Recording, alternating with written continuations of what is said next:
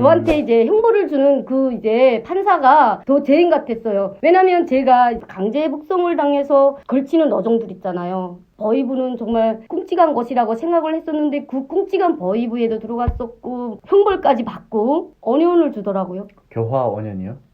네, 여러분 안녕하세요. 반갑습니다. 오늘은 저희가 전편에 이어서 우리 이내 누나의 탈북 스토리를 들어보는 그런 시간을 가지도록 할 텐데요. 탈북을 결심하게 된 이유가 뭐죠? 그러니까 전역을 하고 탈북하신 거죠? 그렇죠. 전역을 마치고 고향으로 돌아왔어요. 왔는데 군에 나가기 전까지 살던 집이 통째로 없어진 거예요. 한참 이제 멍 때리고 서 있다가 길 가는 사람 한 명 붙들고 제가 이야기를 했어. 그때 새벽이었어서 사람들도 많이 안 다녔었어요. 그래서 그 사람이 저쪽 다리 건너 이사 간 곳 같다. 그 정도만 알고 있다고 하는 거예요. 그래서 내가 또 토복토복 갔어요. 길 가던 사람이 말해준 그 거리는 걸어서 20분 정도는 가야 했고 거기까지 갔는데 거기 가서 또 집을 찾을 수가 없는 거예요. 네네. 그래서 또 지나가는 사람을 붙들어서 또 물어봤어요. 아, 저 뒤편이다 해서 또 뒤편으로 갔는데 들어가다가 같이 살던 주민을 받는 거예요. 마을 사람. 너무 반가워가지고 저는 이제 알아보고 막 누구지 않습니까 했는데 내가 17살이 나가서 26살이 들어왔어요. 누굽니다 하고 했더니 그분이 눈물을 줄줄 흘리시며 살아있었구나 하면서 아, 죽은 줄 알았네? 네, 죽은 줄 알은 것 같아요. 진짜. 본인이 앞장서서 저희 집 대문을 열은 거예요. 들어갔는데 부모님이 많이 늙으셔서 제가 너무 가슴이 아팠는데 더욱더 이제 내가 이제 마음이 아팠던 건 기존에 살던 집은 그나마 괜찮았어요. 근데 허물면서 집이라고 준 게 창고보다도 더한 그런데 이제 들여보내면서 알아서 집수리를 해서 뭐 살라 뭐 이렇게 햇빛이 안 들어와가지고 대낮에 들어간 것도 한참 서서 집에 언 구조가 보이더라고요. 뭐가 있는지가. 당원이 되겠다고 정말 꽃다운 청춘도 바쳤고 1지망, 2지망, 3지망을 정말 군, 최고사령관의 군대가 되어서 당원도 되어서 나와서 정말 당간부도 해볼 그런 희망과 꿈, 이 사회에서 내가 이룰 수 없는 꿈임을 내가 이제 느꼈고 그때 저희 고향이 해령이어서 두만강을 사이에 두고 중국하고 인접한 국경 도시잖아요.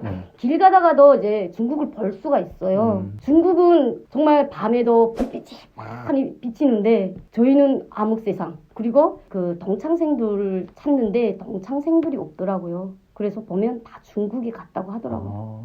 그래서 저는 그때 필요 없다. 오직 나를 위해서 살자. 우리를 위해서, 가족을 위해서. 예, 그때부터 그런 생각을 했고 한국을 가는 것도 중국을 거쳐가는 걸 알고 있었어요.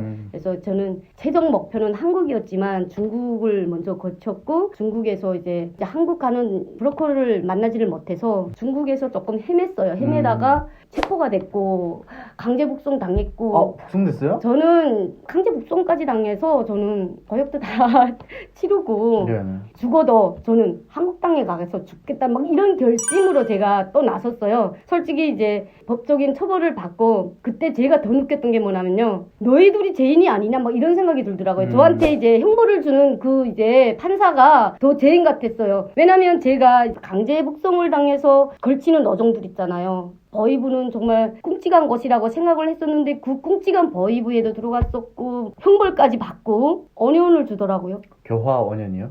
거기에서 저는 인간 대학을 하나 졸업했다고 생각을 해요. 그러면 교화 들어가신 거예요? 들어갔죠. 그러면 다 탈당 당했어요? 탈당은 이미 당했더라고요.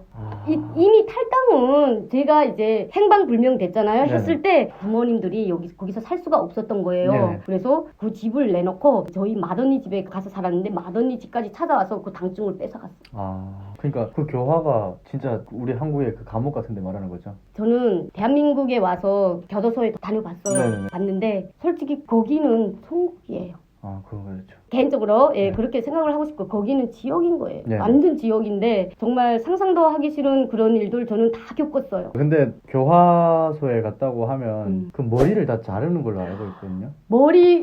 삭발 다 시키죠? 삭발은 아닌데 남성들은 이제 삭발을 해요. 근데 여성들 같은 경우에는 들어가자마자 이제 머리를 툭툭툭 잘라버리잖아요. 여성으로의 그 있잖아요. 자존심 다 무너지는 것 같아요. 근데 더주병이 한 명씩 생기잖아요. 한 번씩. 그러면 그 머리 길이가 또 짧아져요.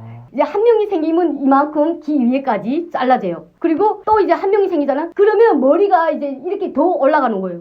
그러다가 이제 삭발이 되는 거예요. 여자들도. 솔직히 이제 진짜 여성들이 머리를 이렇게 자르잖아요.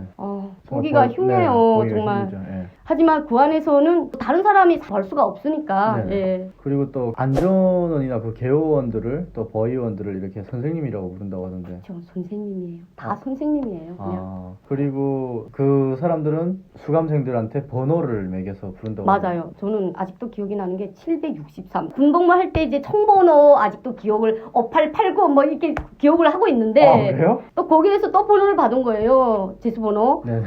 763. 마에 763. 그래서 이름을 안 불러요. 번호를 불러요. 야, 763. 이렇게 이제 번호를 부르면서 이제 살았었는데, 거기서의 그 생활, 정말 충격적입니다.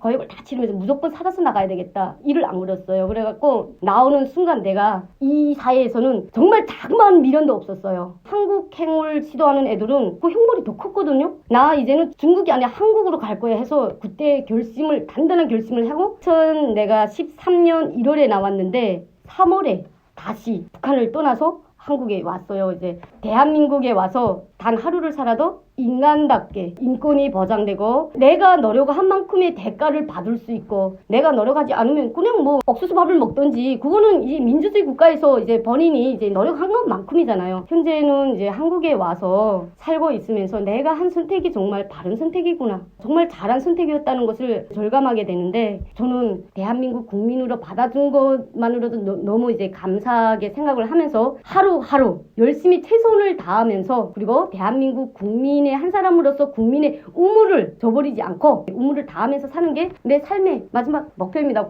좋습니다. 재탈북을 하셔가지고 네. 중국을 이렇게 쭉 거쳐서 오시는 그 과정을 좀 많이 스킵을 하신 것 같은데 중국에 그럼 한 몇 개월 있은 거예요? 중국에 제가 1년을 못 있었어요. 왜냐면 브로커를 만나기가 되게 조금 힘든데 교회 브로커를 만난 거예요. 네네네. 그래서 그냥 보내줄 테니까 대신 교회 공부를 해라. 보내주겠다고 하는데 그 몇 달을 뭐 참으랴 하고 거기서 하나님이라는 한자도 모르던 제가 교회 공부를 하게 됐고 교회 공부를 하면서 나를 보냈고 거기서 1년을 못 있었고 그리고 다른 분들도 다 걸친 뭐 3국을 걸쳐갖고 네. 이렇게 왔어요. 중국하고 베트남, 라오스 뭐 저는 라오스 대사관을 최종으로 와서 라오스 대사관에서 이제 왔거든요. 한국까지 왔는데 인천공항까지 들어왔는데도 실감이 안 나더라고요. 그렇죠. 예. 그러면 결국에는 교회를 통해서 오신 거네요. 네, 중국에서는. 네, 근데 위험하잖아요, 그거. 중국 공안이 들이닥치면 잡혀서 북송되는 거잖아요. 그렇게 되는 상황이기 때문에 그 안에서 공부하는 사람들을 내보내지를 않아요. 그래서 솔직히 그분들을 고맙게 생각합니다. 그분들도 이제 목숨 걸고 하는 일이고 그래서 그때 그 시기에는 딱 이렇게 해야 되나? 왜 이렇게 해야지만 한국 보내나? 뭐 이렇게 좀 안 좋은 생각도 했지만 한국에 와서 이제 정착돼서 생활을 해보니까 이렇게 안전하게 이제 올 수 있었던 것도 그분들의 덕이고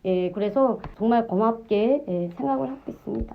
오히려 어떤 분들은 그런 부분에 대해서 굉장히 안이 꼽게 기분 나쁘게 생각하시는 분들도 계시는데 누나는 오히려 그런 부분에 대해서 더 고맙게 생각하니까 그런 걸 보면서 많이 배우는 것 같습니다. 네, 오늘은 이렇게 누나의 탈북 동기와 탈북 스토리까지 함께 알아보는 시간을 가졌는데 여러분 더 궁금하신 부분은 댓글로 남겨주시고 또 영상이 좋으셨다면 구독과 좋아요, 알림 설정까지 부탁드리겠습니다. 감사합니다.